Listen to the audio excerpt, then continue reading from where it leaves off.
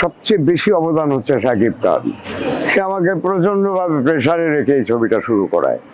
সে আমাকে বলছে যে এরকম, বাবা আপনি এখন বাইরের তো কোনো সময় আপনি বের করতে পারেন না, এবার একটা প্রজেক্ট নিজের জন্য করেন। আমি বললাম যে আমি এখন শিডিউল দেবো কি করে, বন্ধনের শিডিউল, লিপুর শিডিউল, মান্নার শিডিউল, তো আমি কোথা থেকে শিডিউল বের করবো? আর এখানে ডিপজল সিরিয়ালি ছবি করতেছে। তখন বলে যে আচ্ছা ঠিক আছে, একটা কাজ করেন, দরকার হলে ডিপজল সাহেবের সাথে বসে একটা শিডিউল আমরা আলাদা করে দেবো। তারপরে শিডিউলটা যখন এইভাবে কথা, আমি তো বাসায়ও এই ব্যাপারে অবজেকশন ছিল, বাসা থেকে আমার ওয়াইফ সে বললো যে না, এই সময় প্রোডাকশন করাটা ঠিক হবে। তারপরে এক সময় শাকিব খানের প্রেশারেই ছবিটা শুরু করলাম এবং মোটামুটি সবাইকে আমি যেভাবে যার যে পারিশ্রমিক সেটাও দিয়েছি, কিন্তু দুর্ভাগ্যজনকভাবে আমার ছবিটা অনেক লম্বা সময় লেগে গেল। সেটা অর্থনৈতিক কোনো কারণে না, সেটা প্রচুর তখন আমরা শিডিউল অপেক্ষা করেছি, কিন্তু একটা লম্বা হয়ে গেছে ছবির এই, এবং তাতে পরে এক সময় আমি হতাশও হয়ে গেলাম যে ছবিটি আর বোধহয় হবে না। সবাই বলে যে সাকিব খান শিডিউল দিচ্ছিল না বিধায় আসলে আপনার এই না, ওইটাই তো একটা সে শুরু করায় দিয়ে পরে আর শিডিউল সংক্রান্ত জটিলতায় ভোগাইছে ছবিটাকে, এবং ছবিটা দেখা গেছে সেট পরে আছে, সে ফুল ইয়েতে ওতাপাড়ায় শুটিং করতেছে, এরকম হয়েছে। এবং আসলে হয় কি, কেন কোন কারণে এর পিছনে নিশ্চয়ই একটা ব্যাকগ্রাউন্ড আছে।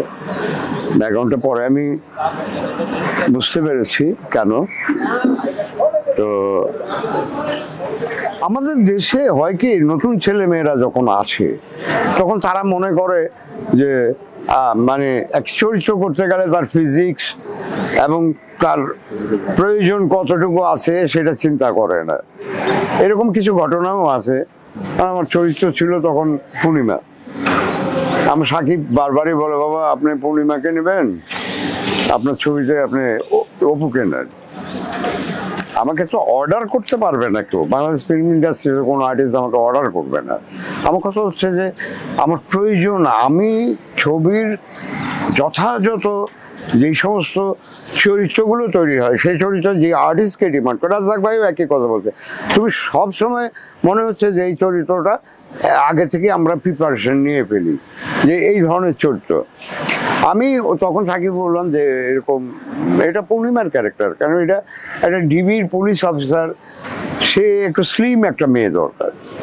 আর অপুকে তো আমি তখন কোটি টাকার কাবিন সিনেমা এনেছিলাম, কিন্তু অপু তো আমার ঘরের মতো আর্টিস্ট, ওকে তো আমি যখন তখন ভালো একটা চরিত্র নিয়ে আবার ছবি করবো, সমস্যা কি?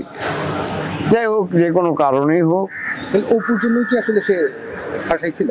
হ্যাঁ, পরবর্তীকালে এটা ফিল হয়েছে। সাকিব হয়তো ভিতরে ভিতরে একরকম চিন্তা করেছে, আমার সামনে ওপেন করে না যে কারণে।